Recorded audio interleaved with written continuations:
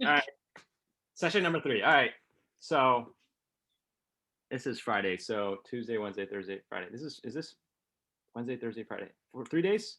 3 days, 4 days after this shooting, massacre, violence incident. You could even call it terrorist incident. Incident in Atlanta. And I just thought, let's do Zoom to process therapy slash also uh, make our voices heard. And I've got my good friend Christine Liang here, who actually, I have to say, Christine, you've actually uh, been inspirational to me in terms of actually caring about this Asian American race, just all of this conversation.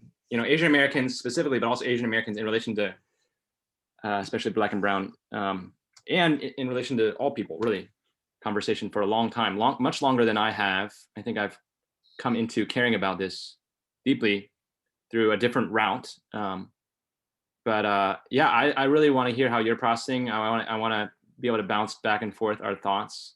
Yeah.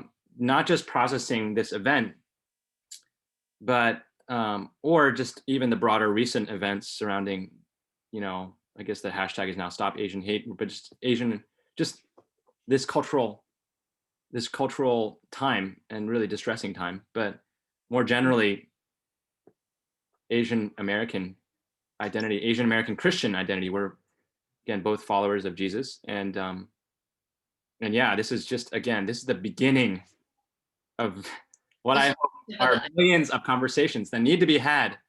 And I hope that if we're saying things here, that others are like, wow, you have the conversation yourself. But anyways, that's where I'm at right now. What are you thinking? Help me. Um, so I think even prior to today, I think when you have first approached me, I um, was fairly hesitant. And I think part of it is because there's a lot that I'm still processing. Um, I think like the ways in which I've kind of fragmented them is that for me, especially with a lot of the attacks on the elders last month and stuff like that. And I think being specifically Chinese American, and as the US and China's relationship gets more, you know, whatever. Um, not whatever, but Hard to even use. Right? Exactly. It's like, how do you say it? I don't know. yeah, I don't know, right? And like I do recognize that like I have a level of like visibility privilege being specifically East Asian and being Chinese, but also being Chinese, like I'm really scared and I've dissociated a lot. So even I think on Tuesday night, I don't think it really hit me. Like I just kind of like saw what happened as I was getting ready for bed and I was like, okay, I need to log off of social media. And then Wednesday I woke up and it really hit me. And like a few things, right? Like I think one of the things that one of the reasons, huh? Can I stop you there actually and ask you more about that before you continue on to something else? Because Sure. I noticed, I feel like I really feel like every single person I've messaged or talked to me has had that same reaction. Asians. But they had to disconnect and then, Yeah, nobody reacted immediately. Everybody's just like puts it to the side. well, I don't think I mean, that's kind of just like, is it real? Like when you experience trauma, and this isn't directly traumatic to me, right? But I think just knowing in my past, like when I've experienced like moments of trauma, it's like there is kind of like a dissociating or like it doesn't quite connect. Um, I think part of that, is your body's like response to like protect you. Um, But I mean, part of it also is like that we've been in the middle of this pandemic and all this stuff has been happening. And how do you it's kind of like it's nonstop. We're all stuck at home. We all have our phones or we have our internet or whatever, and it's just nonstop. So how do you create the boundaries of just being like, I don't need to be looking at this right now, Yeah. you know? Um, and I think even like right afterwards, like just being like, I have work, Yeah. and then you're also like, well, I have to get through the day. Like I woke up on Wednesday and I was like, I have meetings all day today. I ended up canceling them and taking a half day, but uh like prior to doing that, like I was like, I still have to do stuff, like I still have to be present. I have to still be like Christine. I can't be Christine processing like my reactions. um How do you feel about this angle? Because I think we're processing that. I mean, I just noticed that, and I felt actually guilty because the first later when I came back to it, I was like, why did I do that? Why did why? I associate? And I was processing initially. I mean, I was processing it as, was it that I just expect us Asians to um, be strong and just kind of we suffer and we just move along, and that's, I mean, our people just stick it out and we just stick it with the grind. And even the fact that you just mentioned you went back to work because we're just Yeah. whatever work, I mean, is that, I mean, Are you talking about the distinction between stoicism and actually like discerning boundaries and like yeah, navigating? I mean, I guess, yeah, all of that, and I guess I don't know if I can put my finger on precisely what it was, but Yeah. I have this. I mean, I wonder, we aren't under the microscope as Asian Americans culturally in the same way, right? We're sort of more invisible. We're not under the microscope the way the black. I mean, I'm not being precise here, but the way our black friends are, it's not the same experience, right? Just not Um, him. and so, what am I trying to say here? Like, is it that it's just so, like, we like not knowing how to react, and just like for a lot of things, I mean, I was processing it, maybe it's like for a lot of things you just whatever, just move on.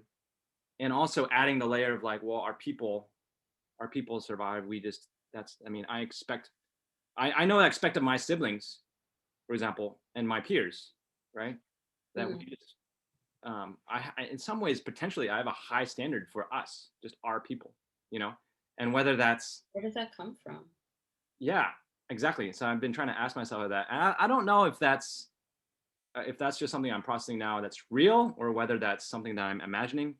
But I think it might be where, It sounds like there was a trigger and it's bringing up something. yeah, where it's Trying to figure out where it's not tied to. it's not ultimately, I think there's a difference between being proud about our people, we're strong, versus, and we just kind of do the stoic thing and push through, and we don't need to process and all that. But But also that's a trauma response. that being, yeah, right, and it ends up That's being a trauma definitely response. a trauma response, and it ends up being harmful, right? Because we Yeah. are human, and we can't just say we're strong in a way that takes away the need to grieve, Yeah. right? So a few things, right? I feel like um, one, I do want to address that you brought up um, Asian issues not being so much under the microscope as maybe um, our Black peers and community and stuff like that. But I would say, even to that point, it's still traumatic. It doesn't matter if you're under the microscope or not. You can't deny, because at the same time, back in May, June, I had to watch coworkers process what it meant for them to come back to work. You know what I mean? And it just so happened that the majority of my team was feeling similar sentiments because a large part of my team is Black. But it doesn't make it less traumatizing just because it's just different, right? And I think as Asians, we're seeing it a little bit more uh, because we love to point at history. We love to be like, oh, well, this is nothing new. And that's true. But this is the first time that we have to deal with this like overt. trauma on a regular basis. And we're also having to be confronted with the gaslighting. We're also having to be confronted with like, there's so many different layers there, right? And so I I want to caution us from drawing comparisons to other communities, because I don't want us to go in the direction of necessarily a Christian Olympics. But I think also part of it is relevant because you and I exist in Black and Brown spaces more so than our Asian spaces, right? And so we've had to reckon with what does that mean for us to have a better understanding and um, proximity to their experiences, and how race and intersections of socioeconomic and all that stuff, especially both of us being in North Philly and having that like aspect as well too, you know, like it gives us a very specific lens that we understand ourselves in. But I think even to your point, when you're like digging more into the Asian stuff, at the end of the day, like you're an Asian person, Mhm. I'm an Asian person. Yeah. Like, even outside of my experiences with racism, I have to be confronted with the fact that people within my communities, within my chosen communities, experience racism from people who look like me. Yep. And I can't be like, oh, well, I'm the good one. I'm not like that. They know that. I don't need to prove that. But if we don't understand what it means, and I think we've had personal conversations about this, and this is also why like I had to dig deeper into understanding myself as a Chinese American, is because I didn't know how to build bridges, because I was so triggered by the trauma that I experienced from just being ostracized from the Chinese Christian community, that I felt like there wasn't there was internalized, I don't know if it's necessarily internalized racism, but there's internalized like disdain towards the Chinese Christian community. Our community, yeah. No, and I can name that. So even Well, can I add? Can I just lip in and let you go? Keep going. yeah, I resonate with that. I wouldn't maybe it wasn't maybe disdain, but it would be uh, frustration, and it was something surrounding that, similar to that.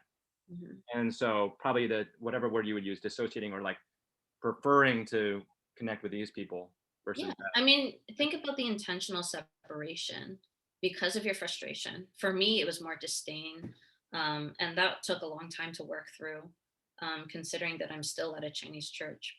But I think even with that, like not understanding, well, why do Asians think like this? Why do people? Because I'm Asian and I don't think like that. And I haven't thought like that, like,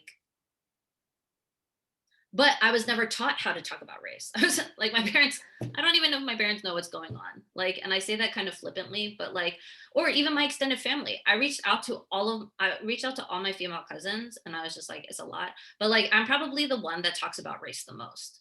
Right. And it's not to say that they don't think about it or whatever, but like, I live in a world and a space where race, gender, like sexuality, like like all these things matter, and they impact how people live. And so I can't, even faith, I can't separate it, right? So And can I add, maybe part of it is because you are and you chose to be in spaces where you are more of a minority than you would have to be.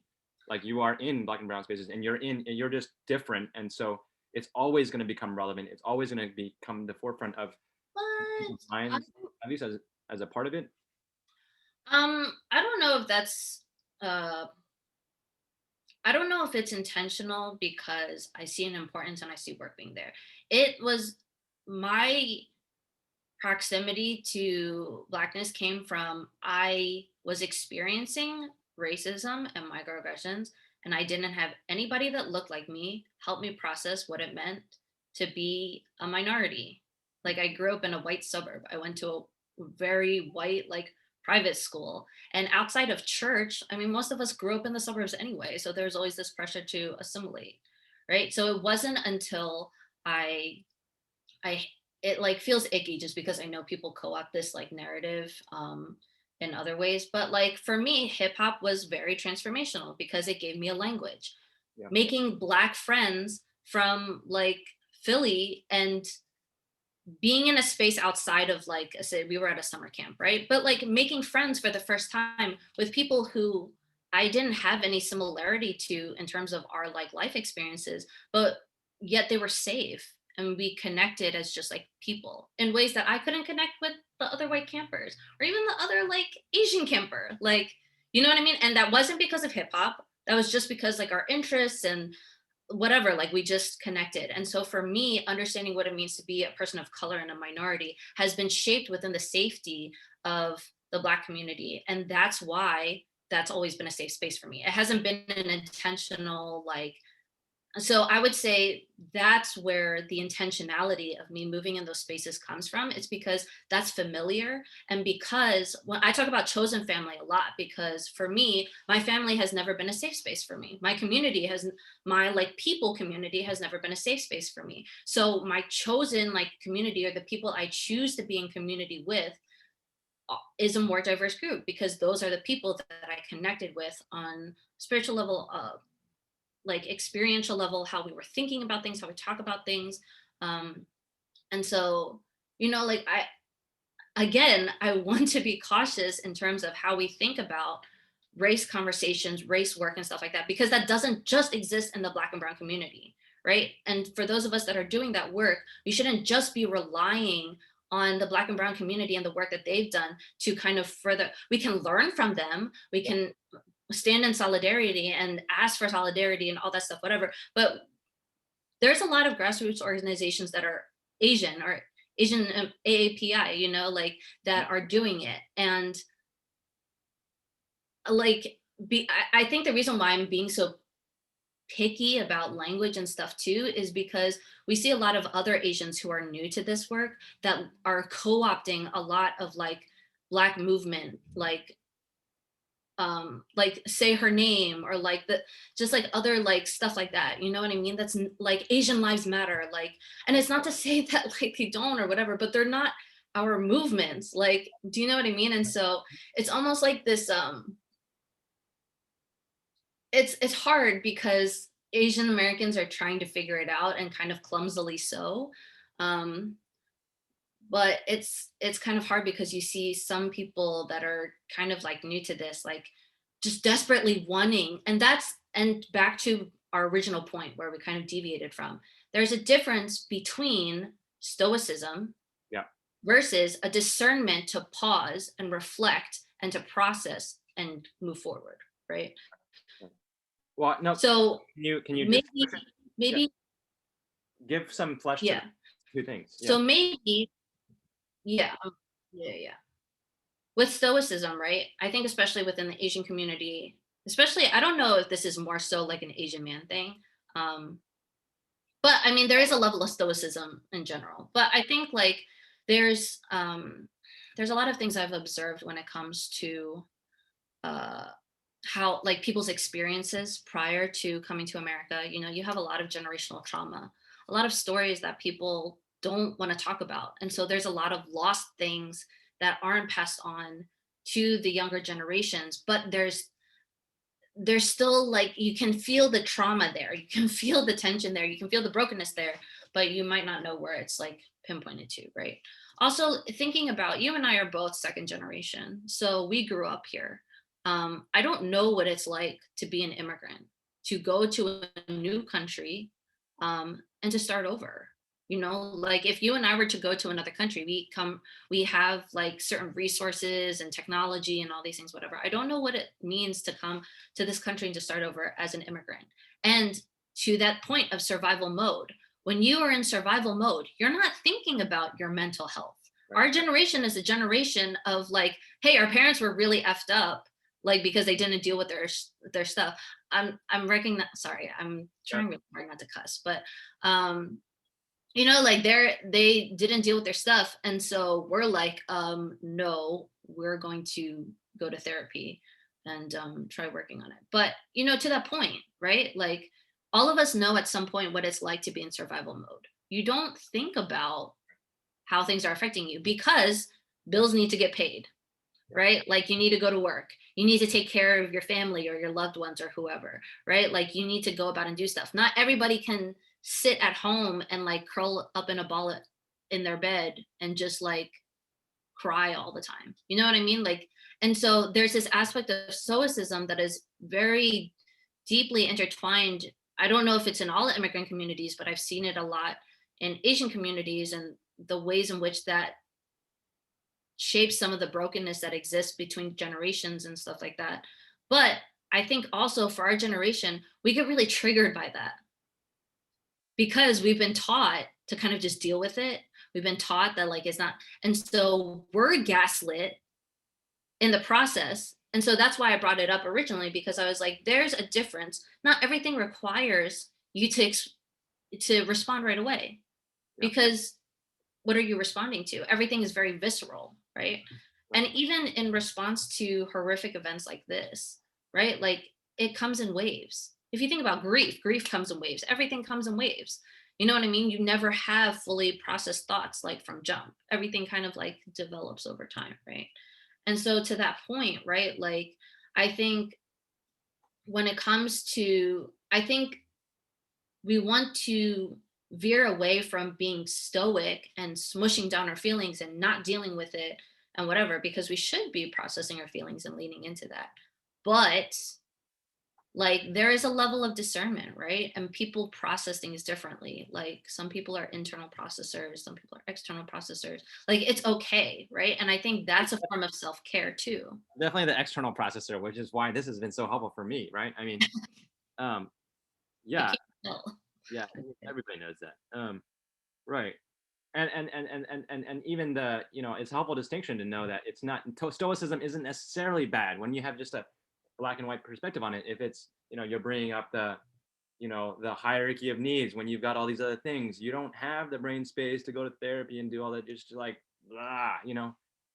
And Wish my parents went to therapy because yeah, well, and now that they're more stable, right, it could be a good suggestion, right? And then there you add on the layers of the fact that potentially there's a cultural stigma to that, and well, that's just across the boards in general, but in certain communities it's become less so.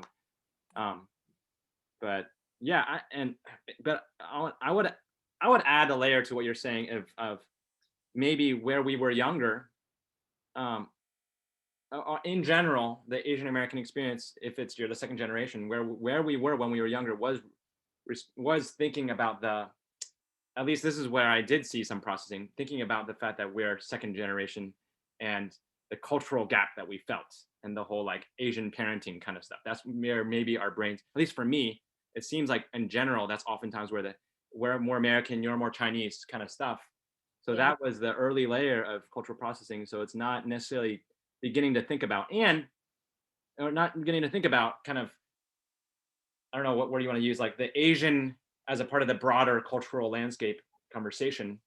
Um, Mhm. and because race issues and conversations were not at that point the state they are today. I mean, I don't know if this is fair, but it was something much closer to a, like the general ethos probably was something much closer to like the look like I don't see race, all lives matter kind of perspective at that point. It feels like when we were growing up kind of thing. So Could it be the context that we grew up in?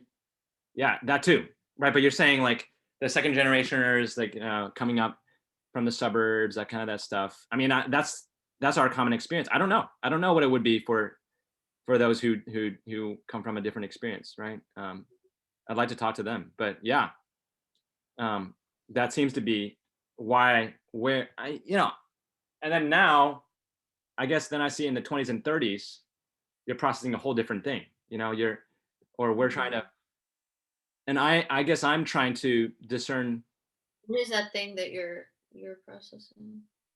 Well, I mean, there's something that you said earlier I wanted to latch onto. That's something I wanted to process, right? So you said that both you and I are in North Philadelphia, and I guess something I'm trying to figure out is there's this sense of like knowing that an outsider to a neighborhood that grew up in a certain sense of privilege, and both of us educationally, Mhm.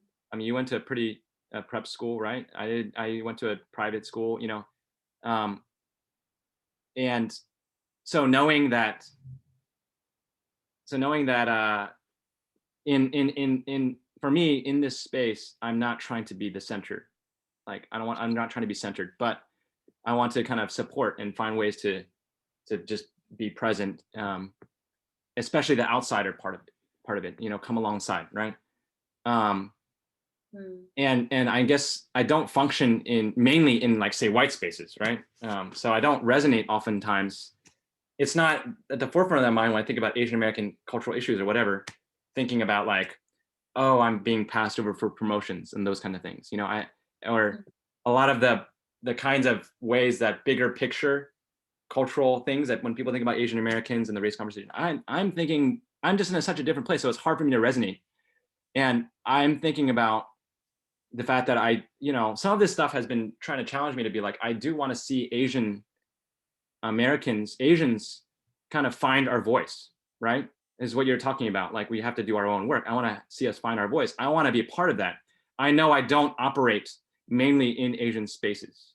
So I'm not speaking as one who's like a representative of Asian, particularly Asian Christian, right? I used to when I was doing the campus ministry work.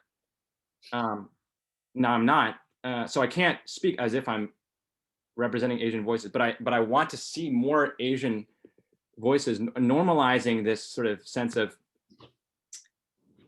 because we need to be able to see others processing or leading or helping move the conversations forward. Yeah. And I do know that I have a sense in me. There's a thing in me where I don't mind sticking out. I don't mind. There's a thing in me that I'm always. Yeah, you're very comfortable being yourself and kind of just, this is Jeremy and I exist in my space. And I kind of know I'm always aware that I'm being perceived weird, and I just kind of let that thought fly by every single time. I'm like, yep, that's what's there's looking at me, and I try to just navigate around it. And part of it because it's almost like I'm trying to resist the fact that we always don't. There's something oftentimes. I don't know if this is accurate way of saying it, but the whole don't be the thing. I'm not. What's the expression? Don't be the one that sticks out. Sort of the one that sticks out gets hammered down kind of thing, or like the collectivist kind of. And it's almost like I want to, and I know that that's something that is perceived as Asians are passive. Asians are kind of, you don't see a lot of leadership. The whole thing about Asian men being kind of not seen as having that agency. So I'm trying, but then I guess this is finally where I'm trying to get to. I don't really have a lot of that space. The tension between I'm an outsider in North Philadelphia, right? So I'm not trying to center my experience and be like, you have to learn about my Asianness, or like I'm not like, yeah. I mean, I don't know how exactly to say that, but those two impulses feel a little bit in tension. Maybe they're not, but that's where I feel right now. I feel like part of coming alongside people is actually coming alongside them. Not necessarily that you can acknowledge that you're an outsider, but part of coming alongside is that I'm going to share who I am with you. I don't think that necessarily means that you're centering yourself. It just means that you're building a relationship with people so that they see and understand you and your intentions, rather than you're just this outsider who's here, some safer complex type thing, right? Yeah. I'm not saying that that's what you're doing, because I know you and I know that's not. But I think that sometimes what people miss is that, I think also it's interesting as you bring that up, that tension of being Asian American and trying to find your voice, being cognizant also of the space that you take up. And then when you're doing anti-racism and anti-bias work, how do you show up? This ties into a tension how do you show up authentically, but are also mindful of the space of the other people that are in that space with you? Yeah. Almost to the point where I find myself holding back saying things, which is kind of weird for me because I'm so outspoken. I think when it comes to Asians, I'm just tired of like making myself small for Asians to like digest me. And I think that's just my way of rebelling. But I do recognize, so one of the tensions that came up for me was on Wednesday was that I lead a team at my office, trying to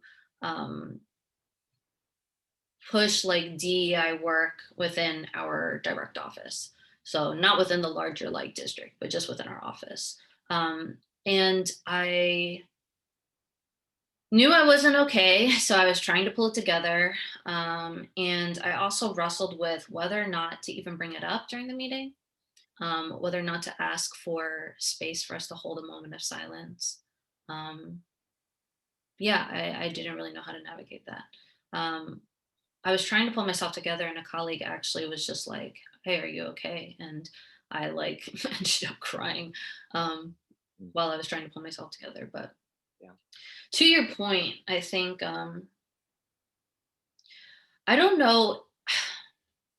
See, like on one hand, I feel like I resonate a lot with what you're saying, where I'm like, I know a lot of Asian Americans that aren't saying anything. Or they're saying things now in a way that like it didn't seem like they knew how to say things before. So I definitely know back in May, like a couple of my friends from college had reached out to me being in Chinese churches and being like, hey, we want to have conversations. Do you have resources that we can start? We want to learn, we want to read, all that stuff. And I was like, sure, got you. I know a lot of other friends, I think for the first time, are really opening their eyes to the injustices and were processing their own um, guilt, shame, grief that comes with when you are not aware and now you are aware. And what do you do? Right. And so I definitely saw a lot of people doing that as well. Um, and I think there's a part of me that's tempted to say that there's not enough Asians, but I also know that because in especially within the realm of Christian, right? So you have mentioned both of us are believers, and I always felt this frustration that the types of conversations I wanted to have with the intersection of faith were not being held at my church or in my faith communities. Yeah. And so I was frustrated because I was like, they don't exist, they're not here, blah, blah, blah, blah, blah. And I realized I just had to widen my scope and finding other organizations, finding books, finding like I had to search for it, right? So like I sought out like conferences, I sought out workshops, I sought out things, and so from that I met people, I read more about books, I started whatever, and then I realized that there are people who have a strong voice. Especially there's a lot of Asian American believers who have a strong voice, who are doing things and are showing up as allies in solidarity with other communities, but are also advocating to show up authentically as themselves. And they are respected and their voices are listened to. And it made me realize that maybe it was just the bubbles or the silos that I was existing in that made me feel like it didn't exist. And so rather than having this desperation to call everyone, I think you can still give like a general charge. But I always come back to this. One, because it is something that I've really wrestled with, but it's also something that I've really grown in. When I first moved back to Philly and came back to my home church, I just it really annoyed me how privileged a lot of the young professionals at our church were. A lot of them moved to Philly because of work and like stuff like that. They grew up in the suburbs. There's a Chinese American church in Philly or a Chinese church in Philly. Cool. Like they went to it. But you know, historically, our church has always been really involved in the Chinatown community. And I was just so like annoyed that that's like what I grew up like when I was in youth group, looking at the college kids and the young adults, they were like always doing like helping out with our summer camp, doing community stuff, carrying all that stuff, whatever. And it was just so frustrating that I was in that mindset of like, nobody cares, nobody's doing this, everybody's so privileged and they have a pole stuck up their butt and they're so like stuck in their like conservative Christian like comfort. And I was that person that was just like soapbox, like crapping on everyone. I kind of And my past, huh? kind of knew you then already, sort of. Yeah. But that's okay. Keep going. But I've evolved slightly. I remember I was venting about this to our pastor, and he had challenged me to just live out grace. And at the time, it really pissed me off because I felt like it was almost like a flippant response. And it was dismissive of my what I felt was righteous anger. Um, but as I've leaned into it, I've also realized that not everyone has had the same experiences as I have. Some people who grew up in the suburbs loved growing up in the suburbs. Like a lot of my family members, like they don't feel any type of way about it. I hated it. Like it's still to this day. Like I can't stand the suburbs. And there's nothing wrong with living in the suburbs, right? But it's, like I think there were just aspects of my experience that made that disdain so strong. But not everybody experienced it that way. And not everybody, had to think about a consciousness of their identity as being Asian American. Like not everybody has to like process it or, you know, didn't like that their school didn't teach them about Asian American history or different, you know what I mean? And so when you're asking people to care and you're like, why don't they care? Part of it is like they don't know. Right. And so part of the grace is recognizing that okay, they don't know, but how do you meet them where they're at? Right. And that's tiring and frustrating too. And if you draw that back out into the larger context of anti-racism, anti-bias work, like that's why it's so exhausting. Right. On one hand, we're like, for those of us that live in this space, that do this space, it is a part of our consciousness and it touches everything that we do. We're like, how do you not know about this? How did you not know police brutality was a thing? How are you not aware that Black people are getting murdered? How are you not aware of like how ICE affects like the wall is like the talk about Kung Flu or like talking about the wall and all this stuff is damaging? How are you not aware of these things? How can you so easily buy into the narrative that these things are like fake news or like how? And then on the flip side, it's kind of like, well, how would they know? Yeah. Even if we can see that even as Asians, we move through the world in a similar way because we're all look Asian, right? Unless you're like mixed and you're passing in other ways or whatever, like, but some of us have experiences that are very distinctly tied to being Asian.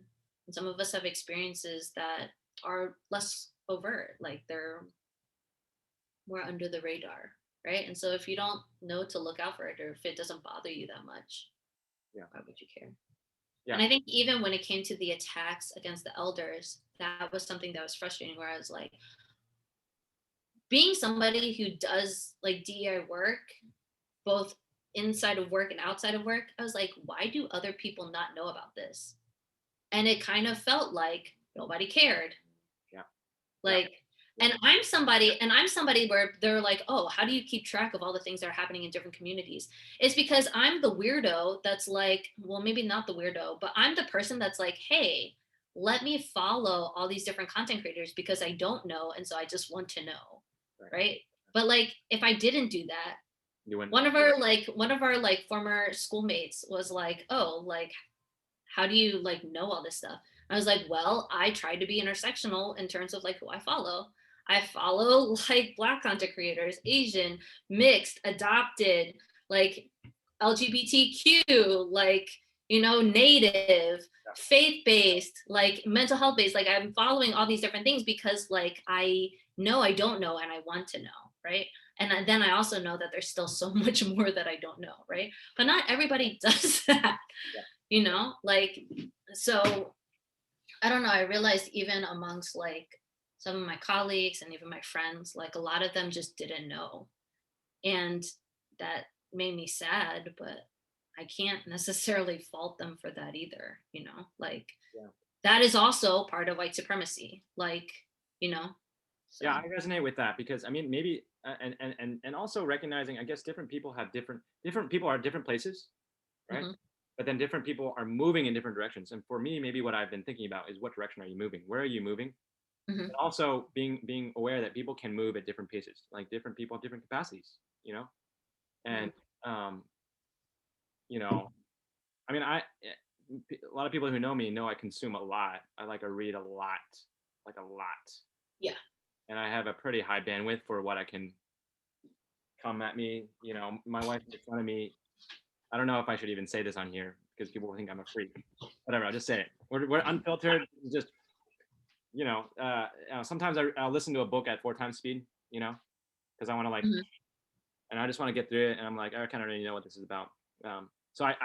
So so whether it's social media, like what you're talking about, or just kind of like trying to get the perspectives at me. But yeah, the point is so that I can understand how to be well. Yeah, I mean, I value that, right? I mean, and Mhm. and for me, I think one of the stronger identities I see myself is I see myself as a Christian sort of you know leader, whatever word, pastor, missionary, I don't know, Mhm. whatever Christian, like I want to minister, right? And Mhm. I see it as a responsibility for myself. I want to help. I often see myself as on the boundaries of the Christian community. I want to help the Christian community learn how to relate outside of it. Or I want to help I want to help this group learn how to relate outside to that group. I Mhm. oftentimes find myself sort of feeling like I want to learn enough so that I can help facilitate the conversation between two groups. I want to understand how this side and this side, and I want to understand it well enough to be in that on that boundary. And I But find, part of facilitating is not necessarily that you're the expert, mhm, but you have enough mutual stake in enough. both I think sides to be able to facilitate that conversation. I think that word enough is important, right? I mean, because I think some people feel overwhelmed by this stuff. It's like, yo, It is overwhelming. no, I know I speak it out, but that's kind of it is overwhelming. well, no, but then you can do the 0 or 1 thing, all or Mhm. nothing thing. I'm not a Christine. Christine's a Christine. I'm not one of those. I'm a, I you know, can't even be a Christine. you know what I mean? You know what I mean? Like I don't want to be one of those. So nothing. I'm not gonna care. I just shut down, and you swing to the other. And I just feel like you have to be able to discern. At least this is the Christian calling part of me. Is like the pastoral word. Like you have to discern what God is. God calls all of us to move in a direction of His Spirit, and His Spirit moves in the direction of the kingdom, which is justice and Mhm. reconciliation and hope and peace, and you're called to be part of it. And you may not be called to be a expert on parsing out the every little detail, but you're called to love your neighbor as yourself, and to the extent that that involves understanding how people think, Mhm. and moving beyond how Christians think, and moving beyond how your particular brand or your particular type, or people that come from your racial, cultural, ethnic background process these things. Mhm. You need to learn, and to the extent that you need to know how what's functioning. I mean, to the extent that you need to be aware that there are things shaping how you move. Like I always have the picture of like you're trying to interact out here, and you're like a little car, Mhm. that's driving in like a very complicated highway system, right? But you have to know where your momentum is. That's what it means to learn your history, because you need to know where your momentum is and what direction you're moving. That's Not learning just your history.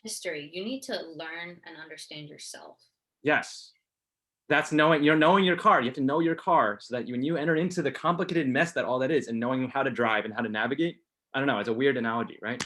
No, it works. But you know what I mean? Like where you came from and know this car and how it functions. Like Yeah. that's what I feel like, an But understanding. how many of us drive without really thinking about the make and model of our car, how our car runs?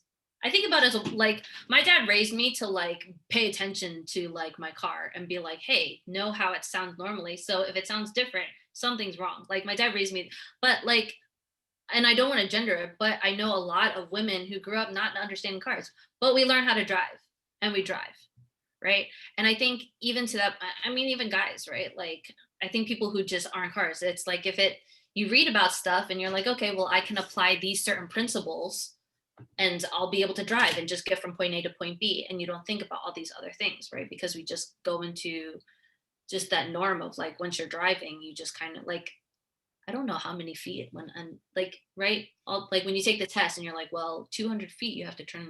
Like who knows that or does that anymore, right? And I think using your analogy, that's how a lot of us approach um, engaging with race conversations or that call. Even as you were talking about it, you were talking about the responsibility that you feel to be pastoral. um, Not everybody necessarily is called to be pastoral in that way, but we do have to take responsibility, Yeah. right? Yeah. Because we can talk about all these things that we need to do and we should know and we should be doing, especially as believers, because it is like biblical. Even though I know a lot of believers who would argue with me on that. Anyway, sorry, I needed to be shady for. Anyway, God will rebuke me and we'll move forward. But my point to that is at the end of the day, we can say you need to do these things. We can say you should do these things. Nobody's going to do it until you take responsibility. That's for anything that we say or charge as believers, especially. We're always like saying like, hey, like, do this, do that, whatever. And for the most part, people pick and choose what they want to do, right? And especially in churches where we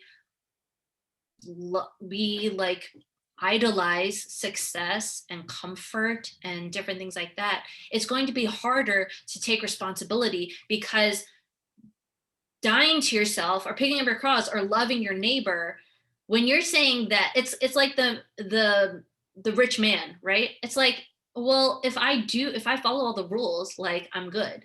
And he's like, no, like give up everything. And then he's like, well, I don't know about all that, right? So this is the same thing. What do we value, especially in churches where the backgrounds that we come from, right? Like where are our values rooted? If our values are rooted in terms of how people perceive us, our reputations, our comfort, our success, our money, our even just like those types of things, our privilege, But right?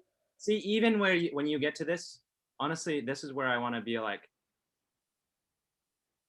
able to say, people can make the cop out and say, look, all this stuff, all the race conversation is so overwhelming. There's so many books to be read, so many authors, so many things. Yeah, reading the Bible is overwhelming too, and yet people take time to figure it out. Yeah, no, that's what I'm going. That's what I'm going. What you're saying is, I want to say, look, though, actually, that what you just said is from the scriptures, and it's one that always stares the Asian church in the face. Or I'm not using my words right, but and I've said this. We've all known this from when we're kids. We have a very explicit problem, idol, whatever word you want to use, dysfunctional problem of education, comfort, success, Prosperity. the American dream, prosperity, that has captivated the church. And it's almost like you chuckle about it, and you don't think that it is, and you don't think that it's really going to ever be overcome. And you don't actually want to overcome it in some ways. It's okay as long as we know that. And we say, oh yeah, we do that too much. But for followers of Jesus, if we actually name a problem, a sin pattern, whatever, first of all, if you don't deal with it, it's toxic and it kills you, right? That's what we believe. It deteriorates you from the inside, yeah. And it kills others, right? Any toxic thing within us, any sin, right, to use the Christian word, harms others and ourselves. Secondly, you can't root out problems, sin, bad desires without intentionality, right? That's spiritual disciplines. And I mean, like this, what I'm trying to say here, like what you just pointed out, right? This isn't even getting into all the complexities of the race conversation. This is getting into like, I used this phrase before, judgment begins in the house of God, right? It means we got to figure our own crap first. Yeah. And it's what I'm saying is we already have the resources to do that. We don't have to know very much. Everybody who's in the Asian church knows that is what's driving us, and that is not what Jesus says in the Bible. Like at the end of the day, right? Everybody gets fixated on, oh, it's like so much to understand the language and to be woke and to read all the books and stuff like that. I'm not even saying you have to do all of that. Like, I'm really saying at the very base level, do we like, I wrote an email to our leaders and I was really upset because after George Floyd's murder, there was radio silence. No, like, and I'm not even talking about you need to release a statement. Did we even pray Yeah. that following Sunday? Did we even pray as our city is like being like with all the protests and stuff like that and the ways that the police were responding? Did we even pray? Or do our hearts hurt with them? Yeah. Or Yeah, I'm not even talking about all this stuff. I'm talking about very basic. We can yeah, pray about all this random stuff. And like if you can't even pray for that, that is the clear red flag for me. yeah, And and it's that's why literally the very basics, like the very most basic thing. that's why Like, for me it was like the only thing I'm imagining, and I admit that I'm imagining what's going on in other people, but I'm like, you're not giving me much to work with.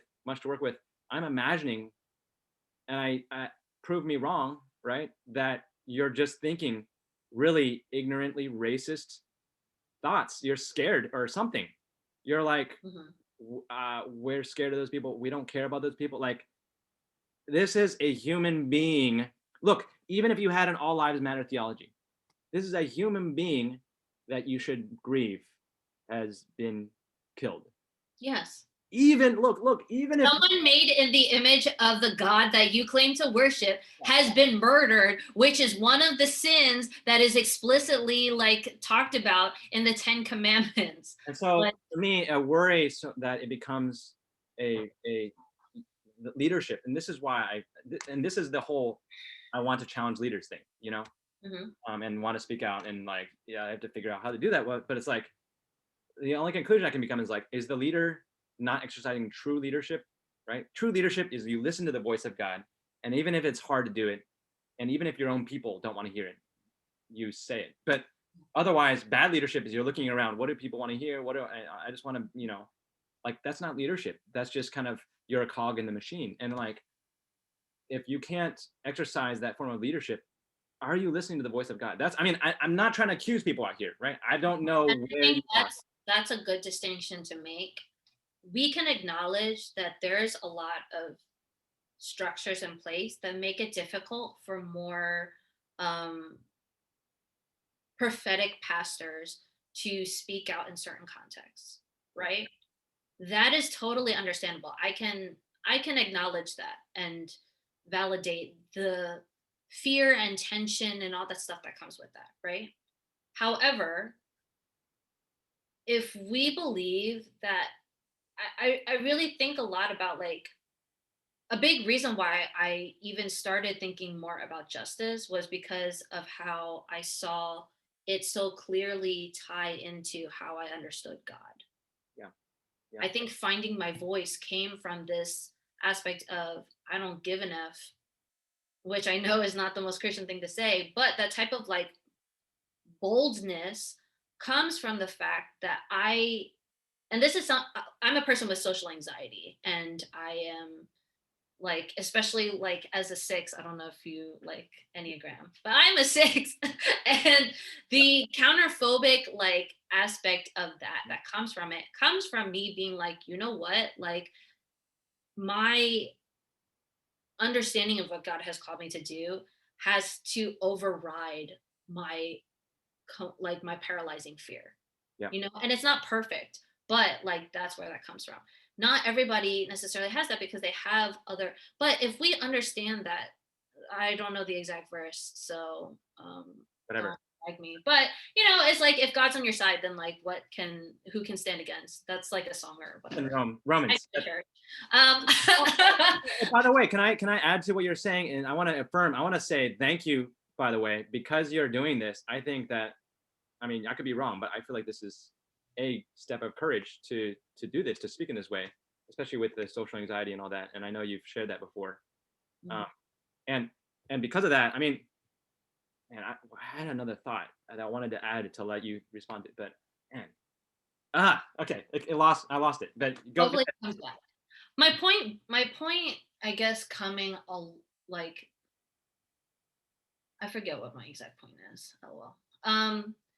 Part of it was just kind of being like the fears that we experience are very real, but if we believe in the God that we say that we believe in, that should embolden us Yes. to pursue the truth that we claim to love. Yes. And that truth means that we have to be willing to make those sacrifices. And even though the fears of challenging those things are very real, we still know that we have the God on our side that will not let us be taken over by it. And is it just simple? A simple way of saying it is like we want to see a courageous Asian church. We want the people that we love and we care about.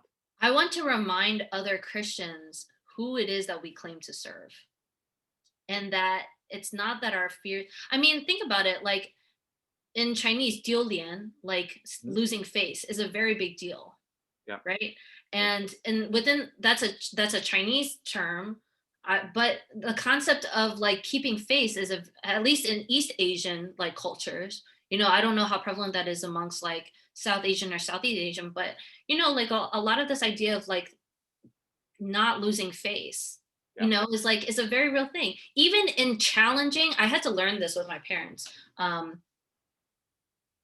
more so one than the other, but I had to learn how to reframe the language that I used in calling out racist or ignorant thoughts and behaviors in a way that didn't add to their shame. Mm-hmm. To me, being a no nonsense person when it comes to that, I was like, that's stupid. You should just get over it. But the more I understood this aspect of saving face and what that means and how that impacts people for who like internalize it, it made me realize that this is what I was talking about, why it's important as Asian Americans to understand yourselves, because you can't do anti-racism work to challenge anti-Blackness or like any other type of like racist or biased like thoughts within our community if you don't understand what are the obstacles.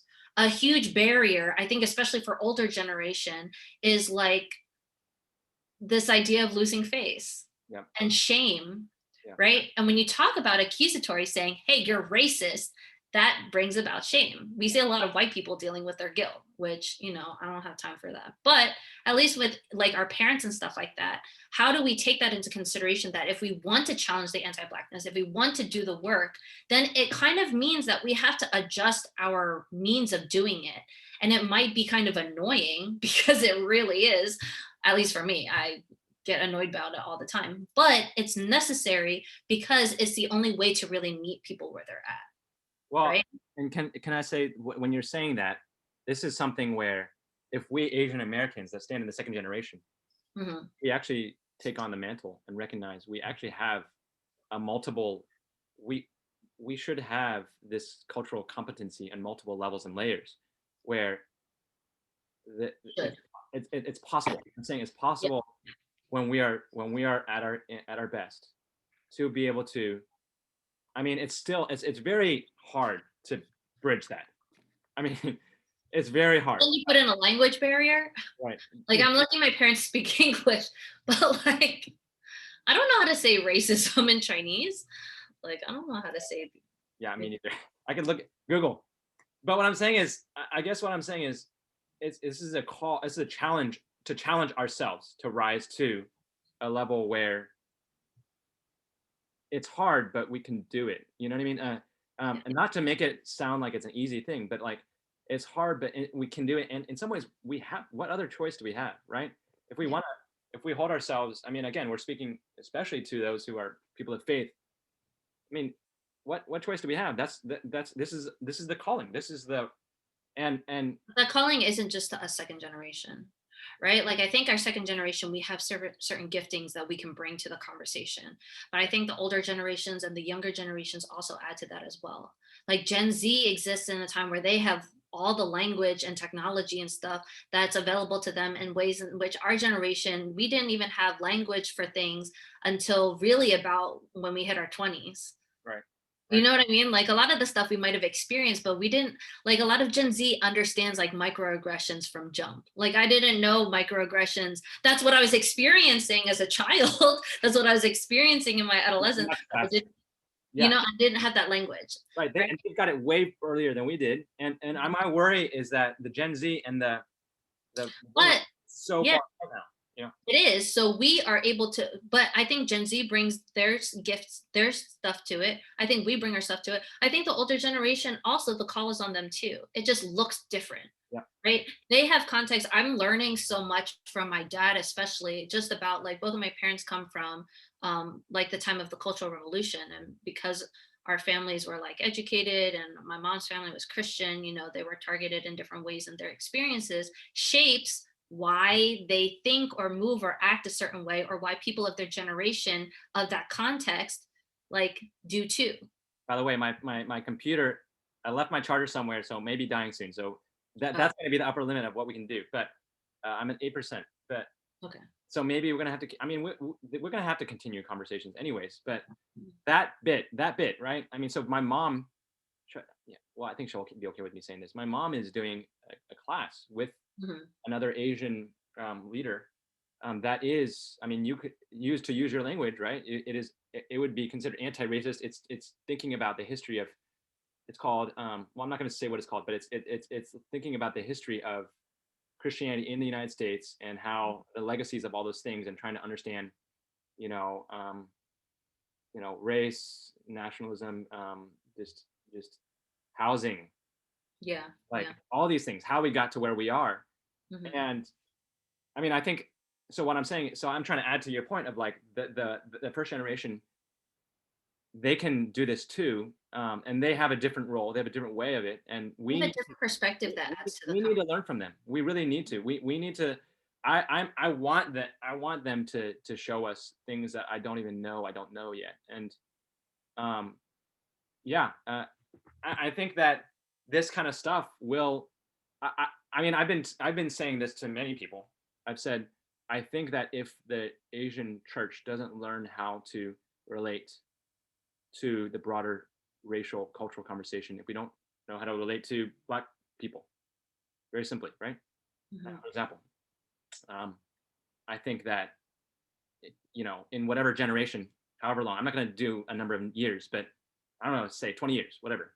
Mhm. I think it's dead here in the United States. I think it's dead. I mean, look, it could be an exaggeration, but I just felt like Gen Z isn't going to stick with it.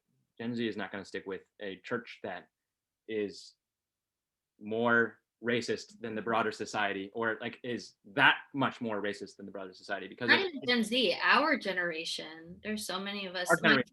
myself included, that is going through a process of deconstructing and decolonizing our faith. Yeah. And I mean, even we met in a seminary that was very conservative, um, very white, you know, like I even like hesitate sometimes to like even say that I went to that seminary, not because I didn't value like my experiences or the education that I got out of it, but because some aspects of it were so lacking, and also because of the time in which I attended, there were so many missed points in which they could have really spoken out against like racism, police brutality, and different things that just like opportunities that were missed. And um you know, like I think that really hurt.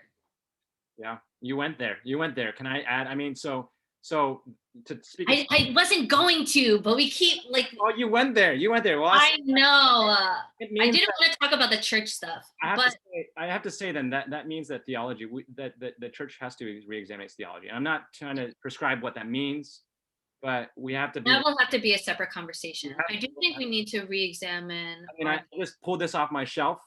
There yeah. are things like this, but I mean, it's an old book, but And not just, you know, the institution that we had attended when we overlapped. One thing that I was reflecting on this with a fellow, with a former schoolmate, was that they might have been really great in teaching like the academic aspect of like the theology and all that stuff, whatever.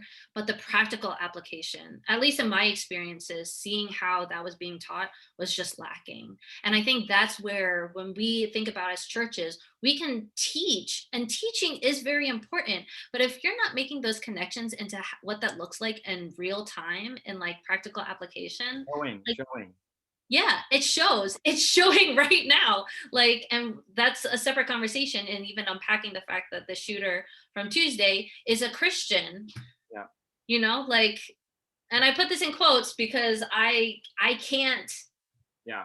How does that? I haven't been able to unpack all of that.